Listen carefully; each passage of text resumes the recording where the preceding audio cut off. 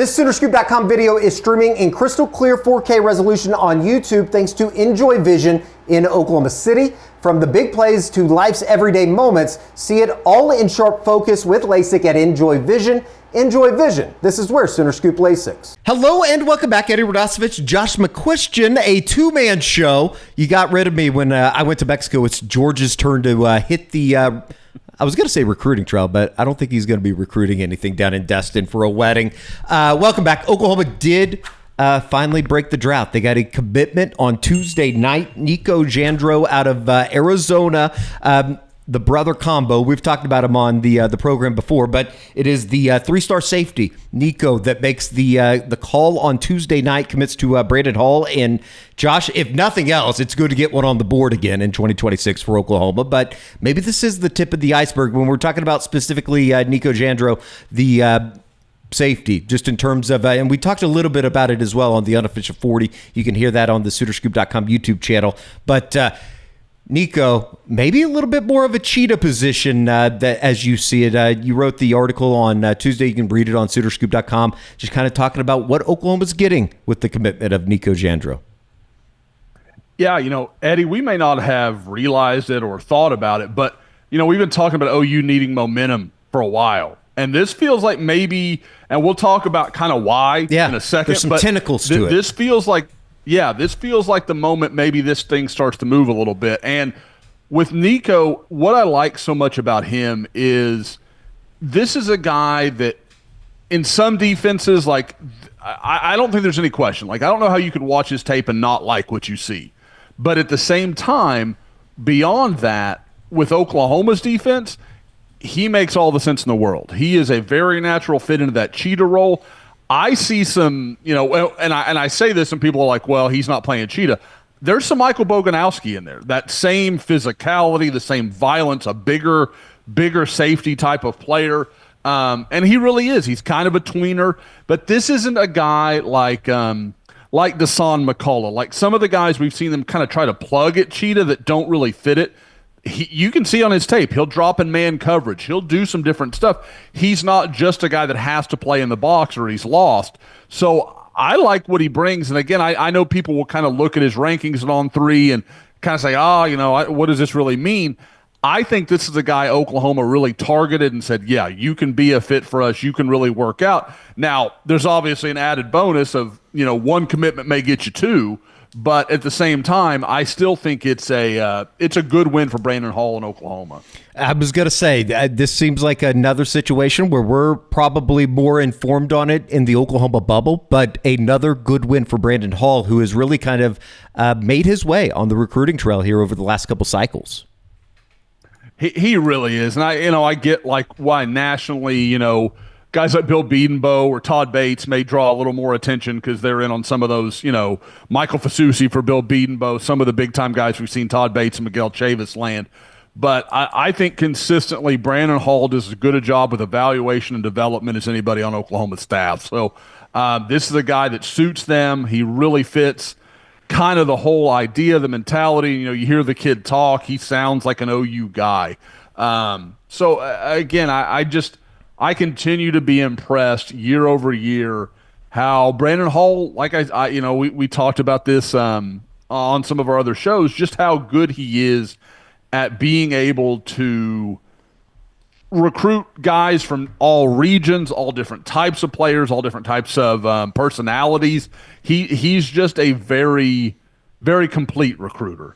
You mentioned it in terms of getting the ball rolling. And when you talk about Nico Jandro, you have to talk about his twin brother, Bo, who is also a linebacker for Chandler Hamilton High School there in Arizona. You would think with brother in tow, it helps Oklahoma's recruitment of brother Bo. I am basically on the verge of putting in a prediction for him to join his brother in the class. I think that is, frankly, just a matter of time. I've said it. I say it so much it's become cliche within Sooner Scoop recruiting fans, but brothers don't separate usually. Like they usually follow one another, and even in this era of the portal and all the craziness that NIL can create, they want to play together. Like, that's just generally the way that goes. I mean, they were talking to our buddy Chad Simmons about, they're each other's best friends. It's not just like, oh, we're brothers. Like, they are extremely close. And so I think the idea that Bo is going to do something different just doesn't really add up to me. I think, again, I know there will be some thought, because OU offered Nico a little later, some idea of, well, they took Nico to get Bo. I don't think that's true, but it certainly doesn't hurt. Yeah. Like, I think it's not unlike, a lot of people thought, well, they're going after Eli Bowen to get Peyton Bowen. We told you all along that was not wrong. OU are not right. OU believed in Eli Bowen, and now everybody can kind of see, hey, that worked out just fine for OU. And I think OU believes Nico will be a similar situation. I think they think he's a great fit, and I think if you get Nico, you get Bo, and that's something that it wouldn't shock me if it happens in the not too distant future. Then Oklahoma could be looking at maybe one more linebacker in this class, and they've got several options, so you can kind of go to whoever their top guy is and say, hey, if you want to take this spot, you're going to have to do it now. Certainly seems like the wheels are turning on the linebacker position, specifically with Bo. Who are some of the schools that Oklahoma is going to be battling it out with over, whatever, it might be just another week or whenever he makes that decision? A little bit higher prospect level, just in terms of the interest. But who are some of the teams that Bo in Oklahoma is battling with to try to get Bo Jandro? Well, and this is not unlike Nico. I mean, their list in a lot of ways looks similar, but like you said, Bo had a few more options. The official visits that he's got scheduled, he's supposed to do Washington at the end of this month. Then the following week, he'll be at USC, Oregon on June 13th, and then he's going to actually kind of do a midweek with San Diego State before finishing up at Oklahoma on June 20th. So, again, you like when Oklahoma is the perceived leader and has the last official visit. That's always a really good indicator. I think that's a good sign. And again, it wouldn't shock me if Oklahoma is the only official visit he takes. Like, I think that's very much a possibility. Maybe he'll still take a few, but I think it would be a major upset if there are not two Jandro brothers in this class for Oklahoma come signing day. When you talk about Bo, he is an inside linebacker, or a linebacker maybe more so than brother Nico, who's good, as we talked about, the cheetah, maybe a safety position, defensive back.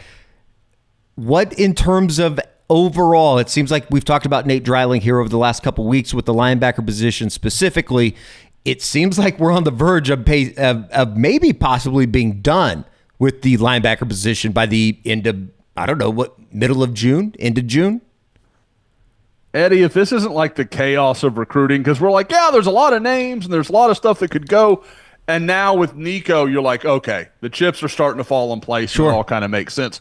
The guy that, and for more on this, definitely go check out Woke this morning. We had something talking kind of in depth with Ben Wenzel, the linebacker offered from Wisconsin that visited on Monday, and loved his visit. I think, again, you can read his direct comments, but I think Oklahoma is in a very strong position for him right now. What's going to be interesting is, should Wisconsin choose to offer him? I think that's the one variable that could mix things up a little bit. And at the same time, if Bo is to join Nico in the next week or two, and like I said, Oklahoma comes to Ben Wenzel or someone else and says, hey, listen, we only have so many spots here, Ben's going to have a decision to make. Does he want to wait and hope he gets his Wisconsin offer on that official visit at the end of this month, or does he jump on board with Oklahoma, who's offered him and has kind of made him a priority? I kind of think he'll jump on board with Oklahoma, but I'm not sure of it. Like, I think he is definitely kind of mulling over what will happen if that scenario plays out that way. Do we live in a world where Oklahoma probably ends up taking 3 linebackers in this recruiting class in 2026? Because you could go with Bo, obviously, if he's going to be the default one, and then you have Ben Wenzel. How does that affect Mason Martin, who just put out a top 5 with Oklahoma included?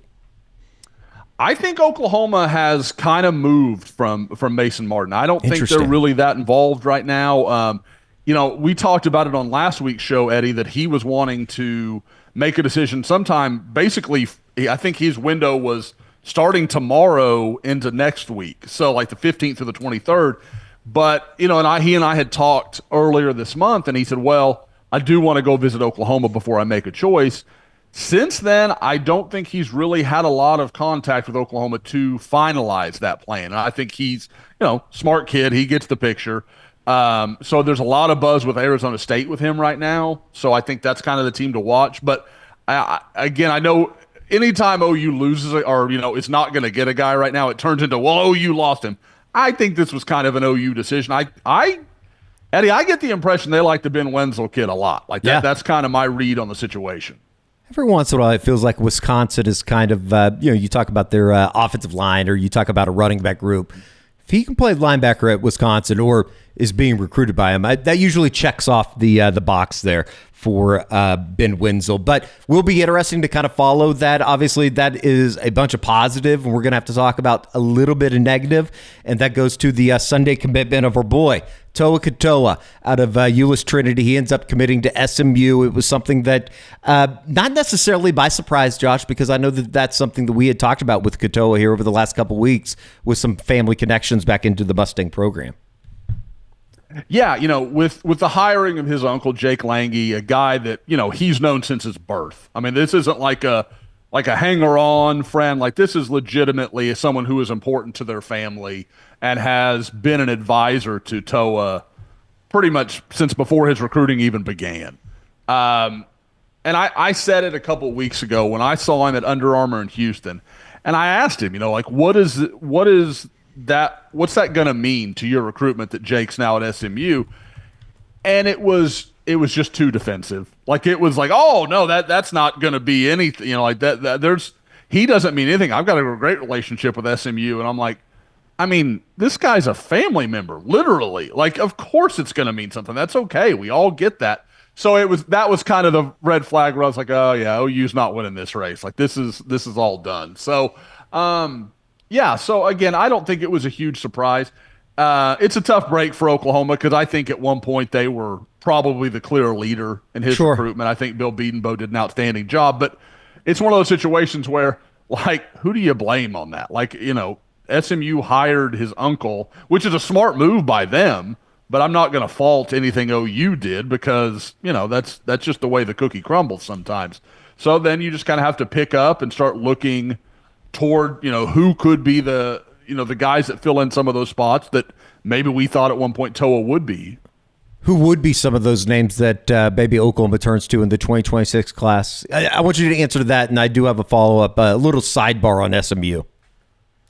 Yes. So, I think the first priority is probably Noah Best, the big offensive lineman from Midlothian. Picked up an offer at camp last summer, camp the same time Toa did. Mm-hmm. Really good player, has always been very steadfast and much kind of, like some of the guys we've talked about, like, there's never been a lot of doubt that Oklahoma was, the school that he seemed to favor. So I think Oklahoma is in very strong standing there. He is set to visit, I believe, on June 20th. Let me make sure I've got that right. I have it wrong. He's a June 6th guy. So there is better than Jan 6. Oh, Eddie, on YouTube, no less. But no, there is. I think you have a reason to feel good about him. Desmond Green is another one, the big offensive lineman from South Carolina. I think that's going to be a tough one to win, but I kind of keep waiting for the clock to strike 12 with OU and Desmond Green, and he keeps coming back. Like, he keeps showing up for visits, and he's just, he's a Bill Bedenbaugh guy. You talk about Toa, Desmond Green's like 6'5", 330. He's another just massive human being, and we know how Bill loves those kind of guys, so it makes all the sense in the world. I guess probably one of the final ones, and there'll be other names still emerging, but one of the guys I would definitely point to is Deacon Schmidt, the offensive lineman from Colorado, that I think Oklahoma's done a good job with. And Brett Colajay is the only guy that's taken an official visit. I think he really liked his trip. I don't think I'd pick Oklahoma for him right now, but they've made it more interesting than I expected them to. Brett Colajay, teammate of Jake Krull, correct, down at IMG? Correct. He as a sophomore played with David Stone and Jaden Jackson, and he and Jaden are actually got a pretty good relationship. Interesting. That could end up working out really well for Oklahoma. With the Toa Katoa thing and his commitment on Sunday at SMU, that backs up Aljur Miles' surprise commitment to SMU. Is it almost too easy to say, or is it very well could be the case that SMU started to make some waves? They get into the ACC. They make the college football playoff. It seems like Rhett Lashley has kind of reinvigorated that program just overall. We talked about time and time again about the money situation in Dallas. It doesn't seem like they're hurting any. It seems like SMU is starting to become a little bit of a player. And if that's the case, Josh, it's going to be interesting to see them go head to head with the Texases and the Texas A&Ms of the world here as they kind of try to really solidify themselves in the ACC.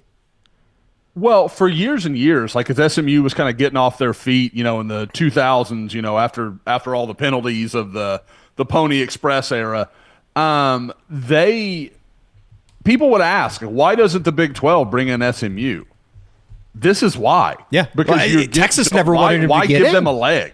I mean, exactly. Wasn't that always the case that Texas kind of put their foot down and said, no, that's not happening? I mean, this is a school with an unbelievable amount of money. They've got donors that are willing to spend. I don't think people understand. SMU took like a 40% share of their ACC revenue, and their donors are like, we'll cover the rest. Holy crap. Like, what are we talking about? Like, that's just an obscene amount of money to have people willing to throw around. Now, is there a big fan following? No. Like, you watch it on TV and you're like, it's not usually a full stadium there. I keep wanting to say Amon Carter, but that's not right. That's TCU. Can't think it. Yeah. I think it's just Ford Field. Ford Field makes sense? Yes. Right off Mockingbird? Yeah. Burger House right down the street. Got to hit it when you're in Highland Park. Shout out Burger House. That was one of the first Chewies I went to, was right in the on SMU's campus, right in that area. So nice area of Dallas, obviously. But yeah, so there is, I mean, I think that SMU is consistently going to go head to head with OU and win? No, not really. But are there going to be situations like this? Yeah, and the more success they have, and if OU continues to struggle themselves, then I mean, like, kids want to go where they're going to win. Like, that isn't rocket science. But again, if OU is where they should be in SMU, even if they're doing well, which I think they are under Rhett Lashley, I still would expect OU to win 80% of those recruiting battles. You look at, I remember the conversation we had with Billy Embody. He came on for the SMU preview right after the ACC stuff was announced 2 years ago.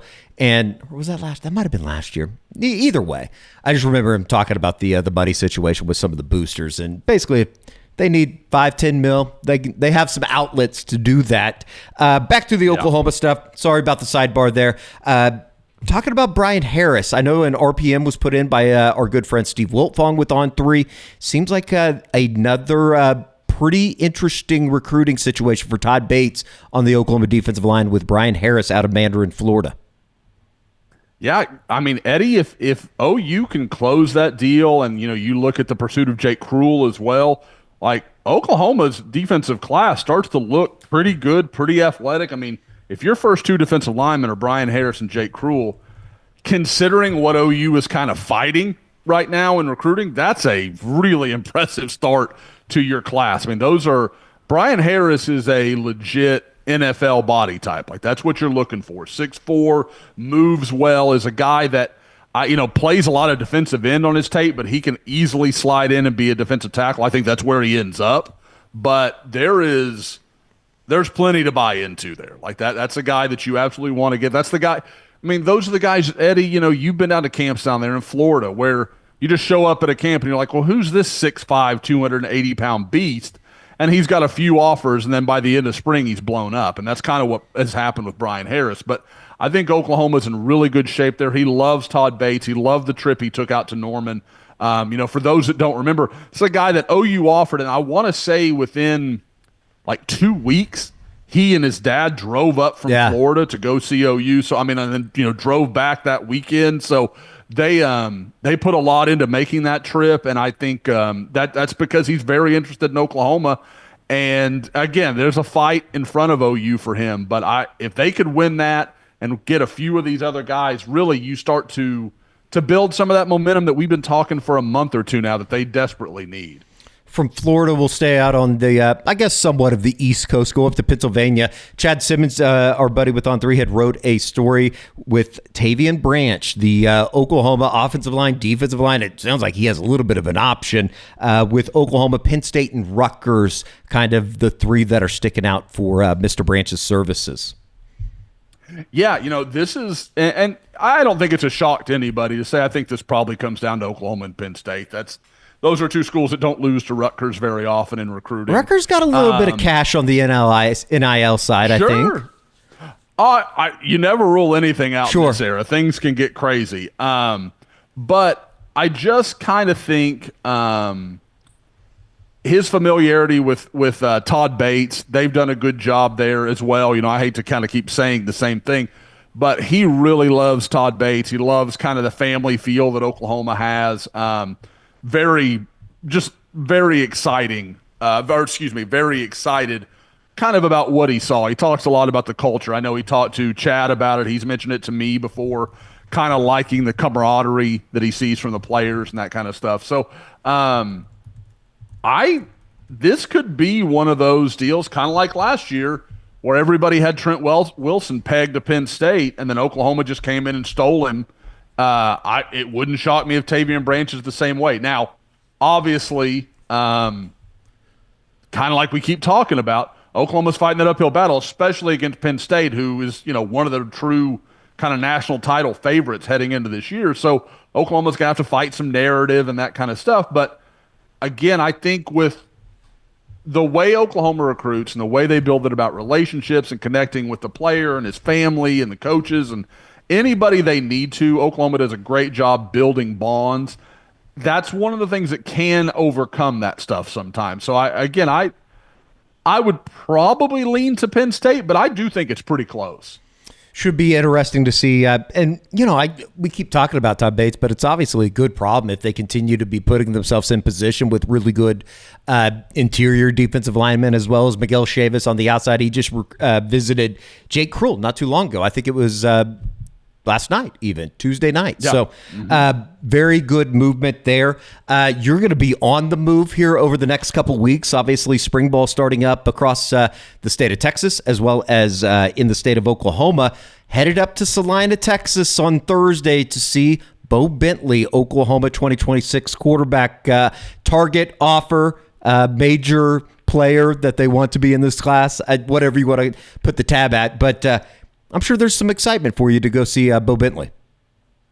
Absolutely. I don't think there's ever been a player that I've talked this much about for a third of a year. We've been talking about him for almost 4 months now, Eddie, and this is my first look at him. And that's just crazy because he doesn't really do the camp stuff, and he did one camp, and I didn't know he was going to be there, and so it just ended up being kind of an elongated thing. But, yeah, I can't wait to watch him throw the ball. I mean, I'm driving about 8.5 hours round trip to watch him work out for about an hour and a half tomorrow. So very excited, though. That's well worth it to me. I'm perfectly fine with that.